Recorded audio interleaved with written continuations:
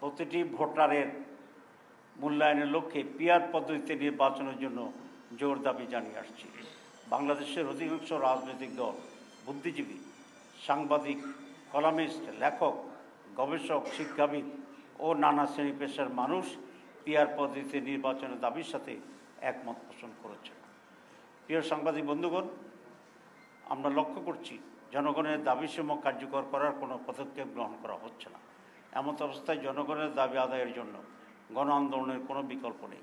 তাই জুলাই জাতীয় সনদের ভিত্তিতে আগামী ফেব্রুয়ারিতে অবাধ, সুষ্ঠু, গ্রহণযোগ্য নির্বাচন এবং জনগণের ভোটের প্রতিষ্ঠার মাধ্যমে বাংলাদেশকে একটি ন্যায়ভিত্তিক ও জবাবদিহিমূলক গণতান্ত্রিক রাষ্ট্র গড়ে তোলার লক্ষ্যে বাংলাদেশ জামাত ইসলামের পক্ষ থেকে আজ 15 সেপ্টেম্বর আন্দোলনের 5 দফা গণদাবি জাতির সামনে তুলে ধরছি।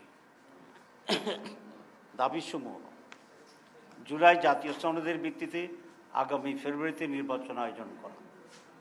2, আগামী জাতীয় নির্বাচনে উভয় কক্ষে পিআর পদ্ধতি চালু করা। 3, অবাধ, সুষ্ঠু ও গ্রহণযোগ্য নির্বাচনের লক্ষ্যে সকলের জন্য লেভেল প্লেইং ফিল্ড নিশ্চিত করা।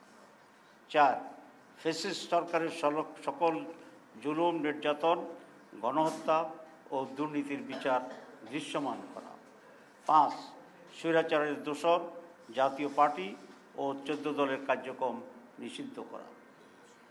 উক্ত দাবিসমূহ বাস্তবায়নের লক্ষ্যে নিম্নোক্ত কর্মসূচি পালন করা হবে ইনশাআল্লাহ। 1, 18 সেপ্টেম্বর রাজধানী ঢাকায় সমাবেশ ও বিক্ষোভ মিছিল। 19 সেপ্টেম্বর দেশের সকল বিভাগীয় শহরে বিক্ষোভ মিছিল।